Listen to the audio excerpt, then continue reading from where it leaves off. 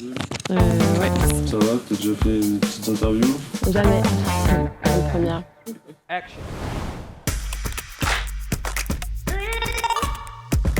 Bonjour, je suis Rebecca, référente biodiversité et je suis arrivée début 2025 chez Corsica Sol. Mon rôle concernant la biodiversité sur les centrales de Corsica Sol, c'est avant tout de m'assurer que l'on respecte bien nos obligations réglementaires et en particulier la séquence éviter, réduire, compenser. Donc, par exemple, on doit suivre les préconisations des bureaux d'études et ce qu'ils écrivent dans l'étude d'impact environnemental. Donc, par exemple, mettre en place des passages à faune dans les clôtures, installer des refuges pour la petite faune ou mettre en place une fauche tardive pour la gestion des espaces verts.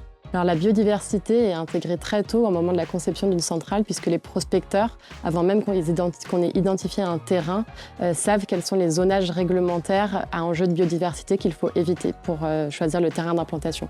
Une fois qu'on a choisi un terrain d'implantation, on va lancer une étude d'impact environnemental qui va permettre d'identifier éventuellement s'il y a des espèces ou des habitats à enjeu sur la zone d'implantation du projet. Une fois qu'on a fait ça, on peut lancer un travail d'itération avec le bureau d'études pour définir des mesures d'évitement et de réduction de nos impacts sur la centrale. Ce qui m'intéresse particulièrement dans mon poste, c'est de m'appuyer sur les dernières études scientifiques qui portent sur le sujet de l'impact des centrales photovoltaïques sur la biodiversité.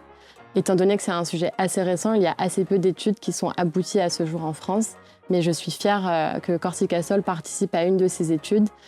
C'est une étude qui s'appelle Envoltaïque, qui est lancée par l'ADEME et l'OFB et qui vise à étudier les impacts de la centrale sur la vie faune. Ce qui me motive aussi, c'est d'organiser des échanges pour justement discuter de ce qu'on fait sur nos centrales. Donc à ce titre, en juin dernier, par exemple, on a organisé une visite de notre centrale à Picarot, dans le Jura, où on a pu présenter la centrale et ensuite, la journée s'est poursuivie par un débat autour de la planification territoriale des énergies renouvelables. J'ai trouvé ça très intéressant de pouvoir mettre tout le monde autour de la table, que ce soit la société civile, les élus, les développeurs, mais aussi des associations environnementales, pour discuter de ce sujet. La prise en compte de la biodiversité est essentielle pour Corsica Sol, puisqu'aujourd'hui l'humanité fait face à deux défis majeurs, le changement climatique et l'érosion de la biodiversité.